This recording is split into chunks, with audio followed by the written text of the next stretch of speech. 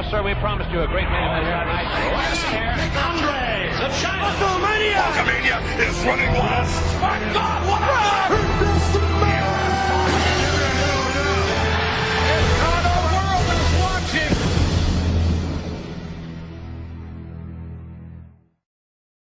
Eh bien, salut à tous les amis, c'est Illumas, j'espère que vous vous portez bien. On se retrouve aujourd'hui pour une nouvelle vidéo de Storybook. J'ai nommé NXT TakeOver Chicago numéro 3. Alors juste pour clarifier les choses, oui, je suis peu actif sur la chaîne encore une fois puisque je vais encore une fois déménager, donc c'est un peu le bordel. Là actuellement mon PC est chez ma mère et donc je ne suis pas toujours chez elle pour travailler dessus, donc là j'en profite. Nous sommes actuellement jeudi, il est 2h et bah j'ai Takeover à faire et Survivor Series, donc ça va être un peu compliqué pour moi de monter tout ça temps et en heure parce que demain je repars, demain matin, donc je vais devoir raccourcir la plupart des matchs pour les deux pay-per-view. Donc voilà, j'espère que vous comprenez, hein, voilà. Donc tout ce qui est live et vidéo etc, c'est un peu compliqué en ce moment, mais encore une fois on se rattrapera. Et oui, il serait temps que vraiment on se rattrape là parce que ça fait commence à faire beaucoup là, hein. Oui, on est assez d'accord, hein. Alors je n'ai pas mis la caméra où on me voit parce que le décor est à chier et la lumière est insupportable, donc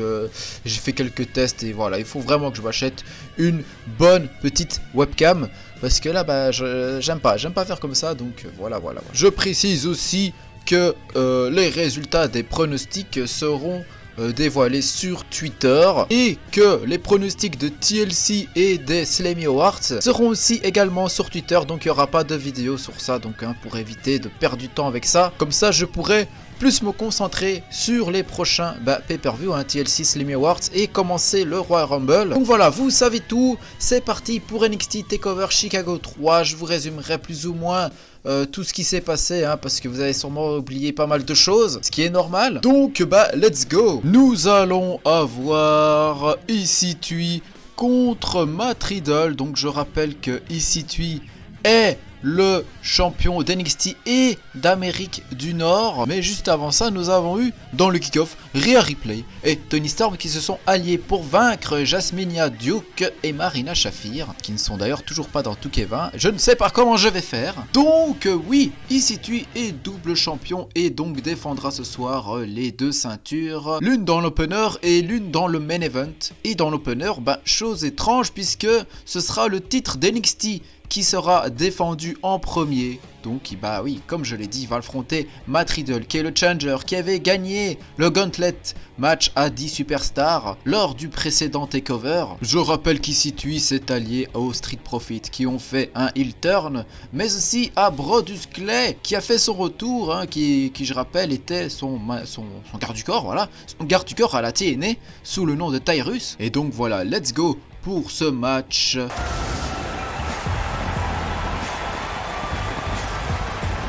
What should we expect to see here tonight? Well, given the shape these superstars appear to be in here tonight, I fully expect to see one of the most competitive matches we've seen in a very long time.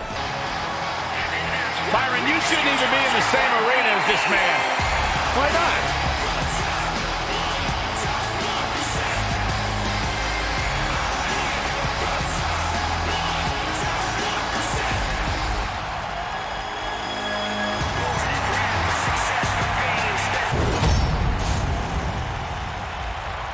Coming here.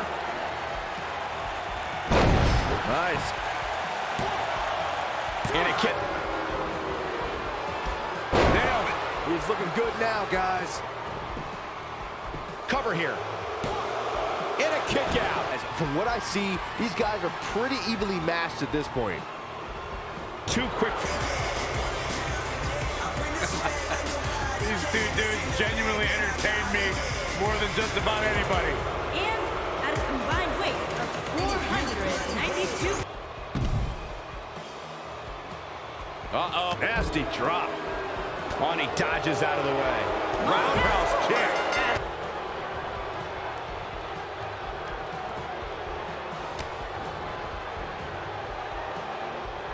This has been a... Gotta believe this one's over. Wow. Here's the pin, title on the line. Here we go. 2, 3. the pinfall.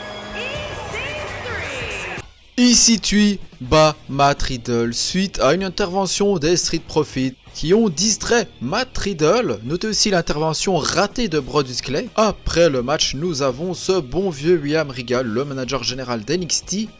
Pour l'instant en tout cas, parce que je rappelle, ce soir il mettra en jeu son poste et sa carrière sur le ring. Donc c'est peut-être la dernière fois que William Regal agit, puisque il suspend les Street Profits pour le prochain match de défense d'EC3, donc pour le titre d'Amérique du Nord. Et d'ailleurs, ce prochain match n'aura pas lieu dans le main event, mais bien là maintenant, tout de suite en fait, tout simplement, puisque il punit EC3 et préfère mettre donc le match pour le Money in the Bank qui aura lieu dans le main event du coup.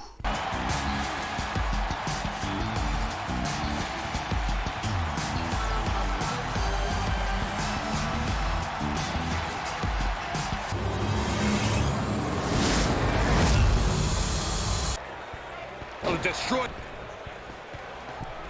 Look out!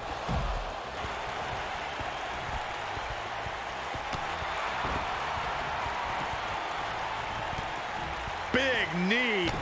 Look at this. Down it. I think this is the beginning of the end. And a pin attempt. Champion,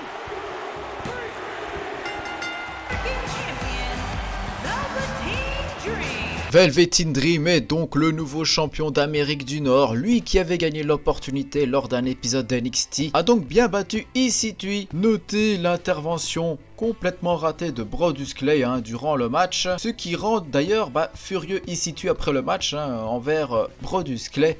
Une petite dispute a lieu aux abords du ring. Et le prochain match est tout aussi important puisque nous aurons William Regal qui mettra en jeu sa carrière in-ring et d'ailleurs aussi son poste de manager général.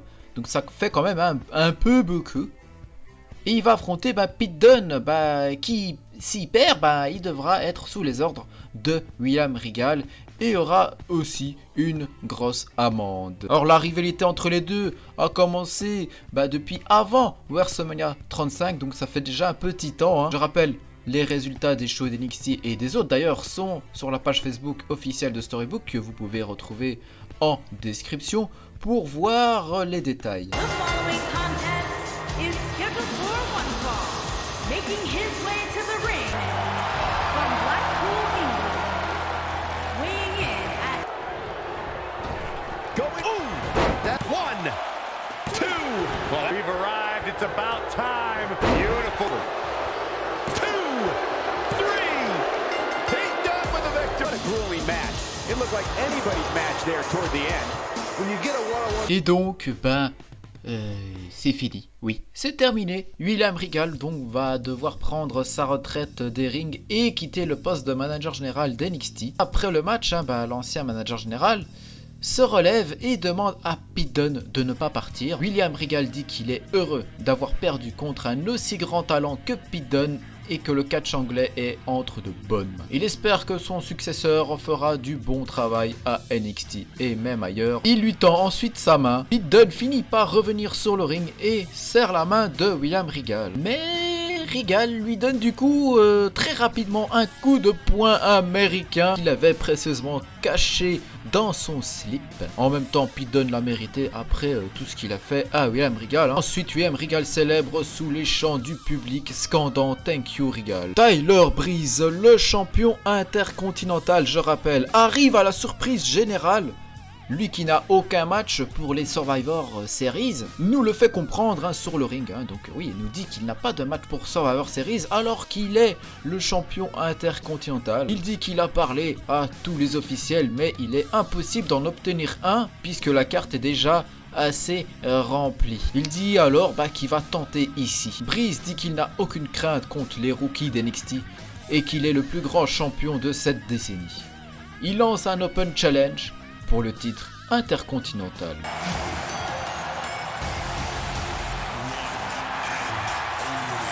Business just picked up. The man is alive.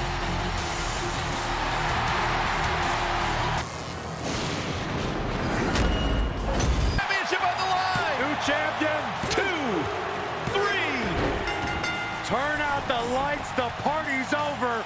Ricochet is your new champion. Ricochet. Now that's eking out a win. That was simply a case of one guy determined to prove his dominance. Après cette victoire surprise de Ricochet, qui a fait un roll-up du coup à Tyler Breeze pour remporter la ceinture, nous avons Triple H en backstage qui nous annonce que nous connaîtrons le nouveau manager général dès ce soir. Après cette annonce, nous allons voir les War Riders, les champions par équipe d'NXT depuis bientôt un an, hein, voilà, si ça continue comme ça en tout cas, qui vont affronter les Forgotten Sons, qui n'ont pas encore eu le moins de titres à NXT ou même à la WWE. Ils sont composés de Cutler et Blake, puisque leur chef Jason Riker, il n'est pas présent puisqu'il a été attaqué par les War Riders lors d'un épisode NXT. C'était justifié d'ailleurs, hein, parce que les Forgotten Sons n'ont pas lâché les War Riders durant ces dernières semaines. Alors, est-ce que les War Riders vont enfin perdre leur titre? Nous allons le savoir ce soir, là, tout de suite, là, maintenant.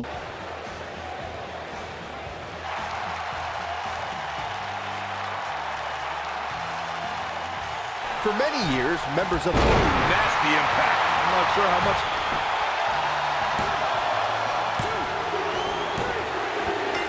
Victoire encore des War Riders qui conservent donc face aux Forgotten Sons. Peut-être que si Jason Riker était là, ça n'aurait pas été pareil, hein, voilà, bon, on verra peut-être s'il y a une petite revanche plus tard. Juste après cette victoire, il y a un message assez étrange qui apparaît sur l'écran principal de l'arène, hein. Il y est marqué en anglais, et je vais vous le traduire.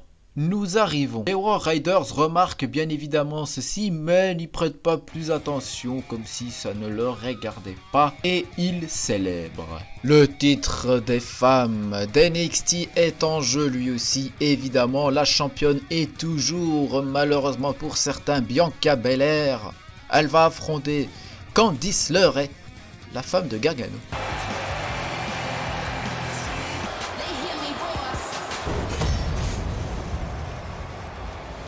Le match est assez serré.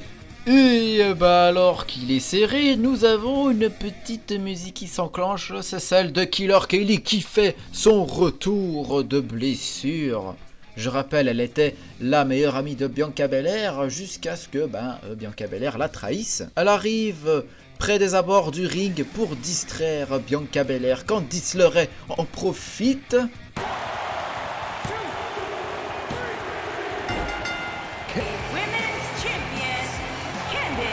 Victoire donc de Candice LeRae qui gagne enfin le titre d'NXT des femmes. Juste après cette victoire, un autre retour de blessure, celui de Mike Kanellis, qui revient après avoir perdu contre Punishment Martinez, je le rappelle, qui lui aussi d'ailleurs blessé suite aux attaques de Imperium. Mais bon, ça c'est une petite parenthèse. Donc Mike Kanellis et sa femme arrivent sur la scène. Il annonce qu'il est toujours blessé par contre. Et c'est pourquoi qu'on lui a donné un nouveau rôle, celui du manager général d'NXT. Les gens sont assez surpris de cette annonce dans la scène. Les gens sont assez surpris de cette annonce dans l'arène. Il dit qu'il vire Killer Kelly pour ses agissements. Il ne tolère pas ses interventions de ce style. Et qu'il relance le match pour le titre des femmes, là, maintenant, tout de suite. Donc Bianca Belair aura son rematch dès maintenant. She's looking at it. Imploring 450. Game, set, match. This one is over. Will this be enough? And the new NXT Women's Champion. Bianca Belair, pour le plus grand plaisir de tous, a vaincu Candice LeRae. Oui, ça fait 2 fois que Bianca Belair remporte donc le titre et c'est donc la première à faire cet exploit-là, puisque je rappelle, dans mon storybook, dans mon show de la WWE, Shayna Baszler et Kairi Sane n'ont jamais gagné 2 fois de suite le titre d'NXT. Donc Bianca Belair est la première à le faire. Nous avons donc ensuite le main event, qui sera le premier Money in the Bank d'NXT. Les lutteurs sont composés de Walter, Cassius Ohno, Tony Nese, Johnny Gargano, Keith Lee et une superstar mystère comme il était annoncé. Vous allez le découvrir durant les entrées. Contest is a ladder.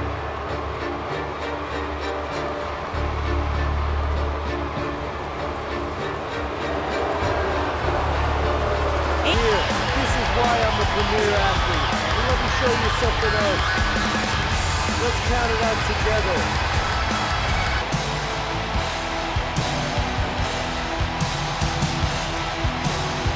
Dayton, Ohio, weighing in at 260 pounds.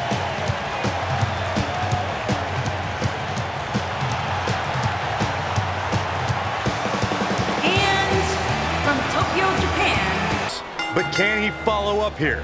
Impressive, but you gotta be... Ladies and gentlemen, you're looking at the new Money in the Bank contract holder. Kit Lee est le Mr. Money in the Bank d'NXT, le premier. L'homme mystère était donc Kushida qui a fait donc ses débuts, malheureusement en perdant ce soir. Après le match, Johnny Gargano est sur l'échelle, il dit qu'il en a terminé avec NXT et qu'elle sera toujours sa maison. Il remercie tout le monde, sauf qu'à la fin, étrangement, deux personnes masquées qui semblent être des hommes poussent l'échelle où se trouvait Gargano qui retombe directement sur une table. Les deux hommes ne sont pas seuls et sont accompagnés par plusieurs personnes ayant des masques d'animaux et autres. Ils se mettent tous sur un genou quand un des hommes masqués se met au centre du ring en levant la masse de Triple H. Il semble être le chef. Non, ce n'est pas Triple H, non, c'est pas parce qu'il est là sur votre écran que c'est lui qui tient la masse de Triple H, non, puisqu'on retrouve Triple H en backstage complètement inconscient puisque celui-ci a été aplati contre le pare-brise de sa limousine. Et donc voilà les amis, j'espère que ça vous a plu quand même, voilà, bon, c'est encore une fois raccourci, pourtant tout était prêt pour le coup, mais voilà, les choses font que voilà, j'ai dû raccourcir le tout et encore une fois, voilà, ça me saoule. J'espère que vous resterez fidèles quand même. De gros changements, vous inquiétez pas, et là c'est sûr que ça va se faire, de gros changements pour la période de janvier chronologiquement dans Storybook, donc je sais pas si ce sera tout juste en janvier dans la vraie vie ou si je pourrais vous les diffuser en décembre, ça on va voir. Donc il y aura le retour des shows hebdomadaires, il y aura de gros changements au niveau du montage, etc., des images, des nouveaux concepts, etc. Et ce projet là sera complètement terminé à partir d'après WrestleMania 36. Voilà, j'en dis pas plus. Donc voilà, laissez un like, un commentaire, etc. Merci d'avoir regardé et je vous dis à bientôt donc pour les Survivor Series.